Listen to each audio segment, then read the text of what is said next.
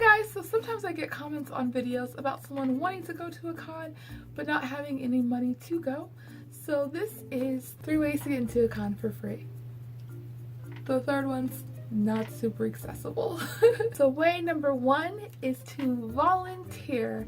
Now some cons you have to be 18 or older to volunteer, some of them are 16 and older to volunteer. So generally speaking, a con will require you to work a set amount of hours in order to get a pass. The con that I volunteer at, I believe it's 12 hours and then you get a pass.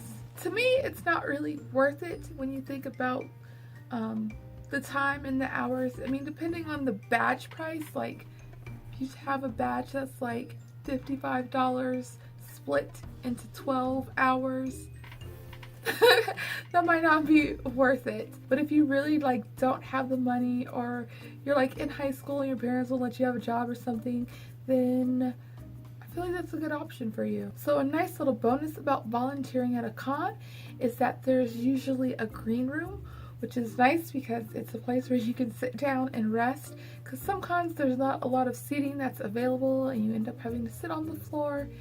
And also in the green room, they usually have snacks and food. Some cons will serve you 3 meals, 2 meals, 1 meal. That's just really cool to have access to. And even after you finish working your shift and you're just chilling around the con, you can probably still go in the green room. Me personally, I don't volunteer at cons for the badge. The con that I volunteer in the maid cafe. And that's the only thing that I do, just the maid cafe. Since I only do the maid cafe and it's one day, I just get a pass for that day, which I'm perfectly fine with. I just do the maid cafe because I love it and it's so fun. Way number 2 is to host a panel.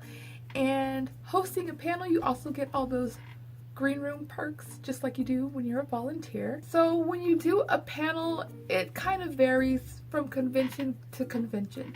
Some conventions, you do one panel, you get a full pass. Some conventions require you to do 3 panels to get a full pass.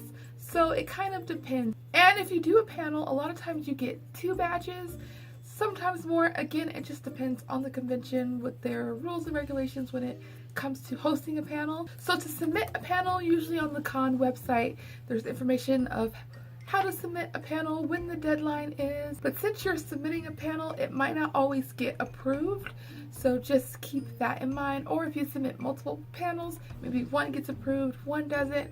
Sometimes they won't approve a panel just because they have multiple panels that are similar to that, so it's not always like your ideas are crap. And way number 3 to get into a con is to be a guest.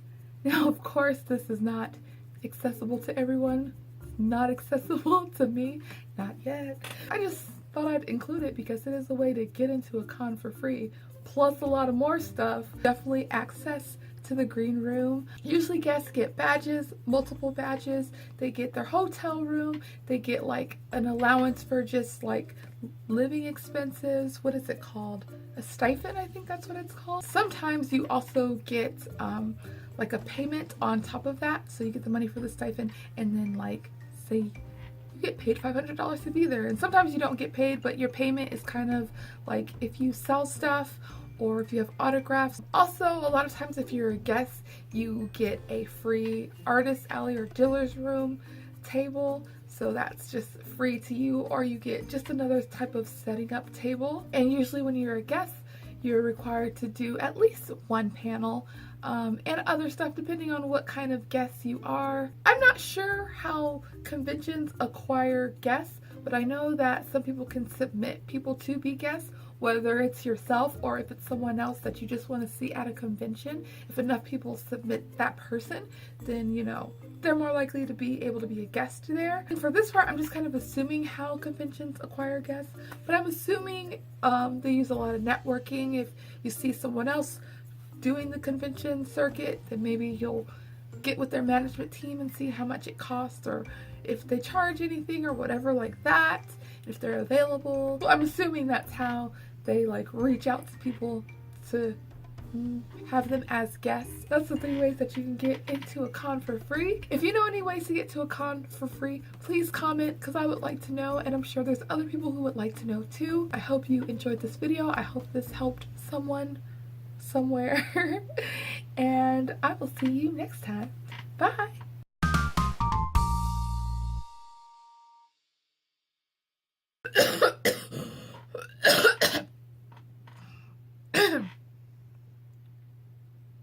This cold, man, guys. This cold.